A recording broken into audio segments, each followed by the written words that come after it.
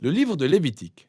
C'est le troisième livre de la Bible arrivant juste après l'Exode entrepris par les Israélites pour mettre fin à leur esclavage. Dieu les a par la suite conduits au pied du mont Sinaï où il a conclu avec eux une alliance régissant leurs relations, ce qui ne les a pas empêchés de très vite se rebeller et de rompre cette alliance, alors que Dieu avait toujours voulu que sa glorieuse présence demeure au sein du peuple d'Israël au travers de ce tabernacle, mais le péché d'Israël a compromis la relation. Raison pour laquelle, à la fin d'Exode, le livre précédent, même Moïse, en sa qualité de représentant d'Israël, n'a pas pu entrer dans la tente pour se retrouver en présence de Dieu.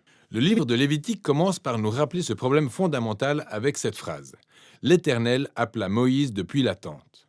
La bonne question est donc de savoir comment Israël, par son péché et son égoïsme, peut être réconcilié avec ce Dieu saint. Ce livre apporte la réponse à cette question, à savoir le moyen que Dieu offre gracieusement au peuple pécheur et corrompu de vivre en sa sainte présence. Arrêtons-nous un instant pour approfondir le principe essentiel suivant. Dieu est saint. C'est fondamental pour la compréhension de ce livre. Le terme saint veut simplement dire être mis à part ou unique. Et dans la Bible, Dieu est mis à part de tout le reste en raison de son rôle unique en tant que créateur de toutes choses et auteur de la vie elle-même. Cette sainteté de Dieu implique que l'espace autour de lui est tout aussi saint. Il est imprégné de sa bonté, de sa vie, de sa pureté et de sa justice. Alors, si les Israélites, qui sont d'une nature injuste et pécheresse, veulent vivre en la sainte présence de Dieu, ils doivent aussi devenir saints. Leur péché doit être traité. D'où le rôle du livre de Lévitique qui a une conception symétrique impressionnante. Il développe les trois principaux moyens par lesquels Dieu aide Israël à vivre dans sa présence. Les sections extérieures décrivent les rituels qu'Israël devait pratiquer dans la sainte présence de Dieu. Les sections intérieures suivantes se focalisent sur le rôle des prêtres d'Israël en tant que médiateurs entre Dieu et Israël. Ces sections renferment deux autres sections correspondantes centrées sur la pureté d'Israël. Enfin, en plein cœur du livre figure un rituel clé, le jour des expiations, qui est l'élément central reliant l'ensemble du livre. Le livre s'achève sur une courte section où Moïse appelle Israël à être fidèle à l'alliance. Voyons le livre plus en détail. La première section détaille les 5 principaux types de sacrifices rituels qu'Israël devait pratiquer. 2 d'entre eux étaient des moyens pour un Israélite de remercier Dieu en lui offrant en retour des gages symboliques de ce que Dieu lui avait initialement donné. Les 3 autres sacrifices consistaient à demander pardon à Dieu de différentes manières. Dans ce cas, un Israélite offrait le sang d'un animal tout en confessant que ses péchés ont accru le mal et la mort dans le bon monde créé par Dieu. Mais au lieu de détruire cette personne, Dieu veut naturellement lui pardonner. Ainsi, cet animal meurt symboliquement à sa place et expie ses péchés. Autrement dit, il les rachète. Tous ces rituels contribuaient à rappeler régulièrement aux Israélites ce que sont la grâce et la justice de Dieu, mais aussi les conséquences et la gravité du mal qu'ils commettaient. La deuxième catégorie de rituels concerne les 7 fêtes annuelles d'Israël. Chacune d'elles raconte un aspect différent de l'histoire rappelant comment Dieu les a libérés de l'esclavage en Égypte et conduits à travers le désert jusqu'en terre promise. Et par la célébration régulière de ces fêtes, le peuple d'Israël aurait conscience de son identité et de ce que Dieu représente pour lui. Passons maintenant aux sections sur les prêtres d'Israël. Il y a Aaron et ses fils, les premiers à être consacrés pour se tenir dans la présence de Dieu au nom d'Israël. Et dans cette section correspondante, on découvre les qualités requises pour devenir prêtre.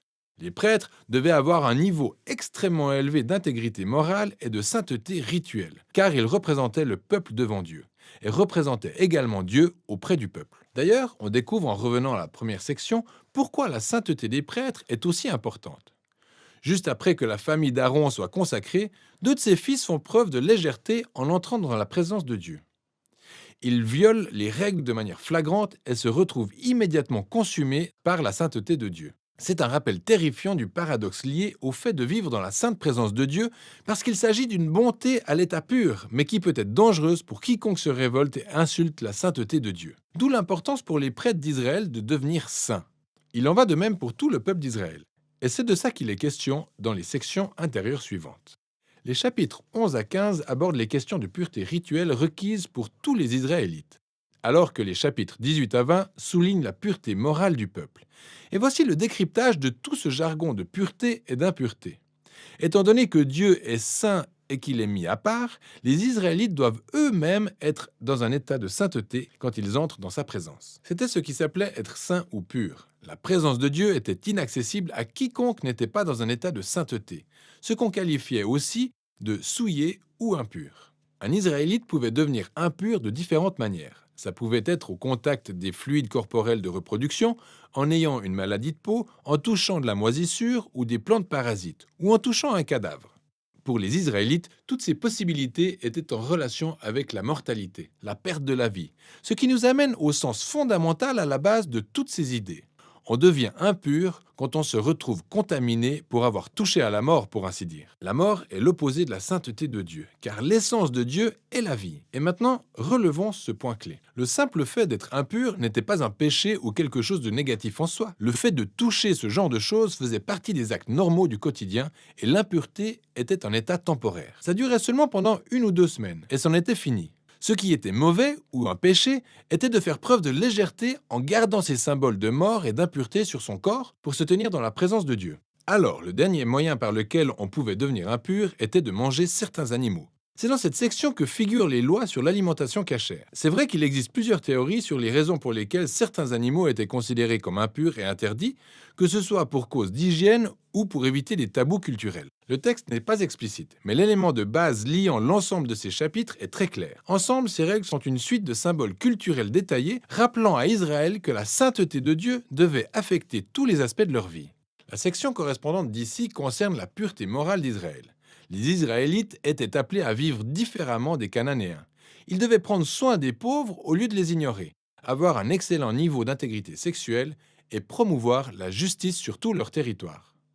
Alors, situé en plein centre du livre, figure la longue description de l'une des fêtes annuelles d'Israël, le jour des expiations. Il est fort probable que le péché et la rébellion de chaque Israélite n'étaient pas couverts par les sacrifices individuels, alors 1 fois par an, le grand prêtre prenait 2 boucs. L'un d'entre eux servait d'offrande de purification pour expier le péché du peuple, et l'autre servait communément de bouc émissaire. Le prêtre confessait les péchés d'Israël et les transférait symboliquement à ce bouc, avant de le chasser très loin en plein désert. Ceci est encore une autre image démontrant la force du désir que Dieu a doté le péché et ses conséquences de son peuple pour qu'il puisse vivre avec eux en paix. Le livre s'achève avec Moïse appelant Israël à être fidèle au terme de l'alliance. Il décrit les bienfaits de la paix et de l'abondance qu'expérimenteront les Israélites s'ils obéissent à toutes ces lois. Il les avertit aussi que s'ils sont infidèles et déshonorent la sainteté de Dieu, ils inviteront les désastres qui finiront par causer leur propre exil hors de la terre promise à Abraham. Alors, si vous êtes tenté de savoir comment Lévitique s'inscrit dans l'ensemble du récit biblique, vous pouvez lire la première phrase du prochain livre de la Bible, Nombre. Il commence par « L'Éternel appela Moïse dans la tente ». Ainsi, nous voyons que Moïse peut désormais se tenir dans la présence de Dieu au nom d'Israël. Donc, les recettes du livre de Lévitique fonctionnent. Malgré les défaillances d'Israël, Dieu leur a fourni un moyen de racheter leurs péchés pour que Dieu puisse vivre en paix avec un peuple pécheur. Et voilà ce dont il est question dans le livre de Lévitique.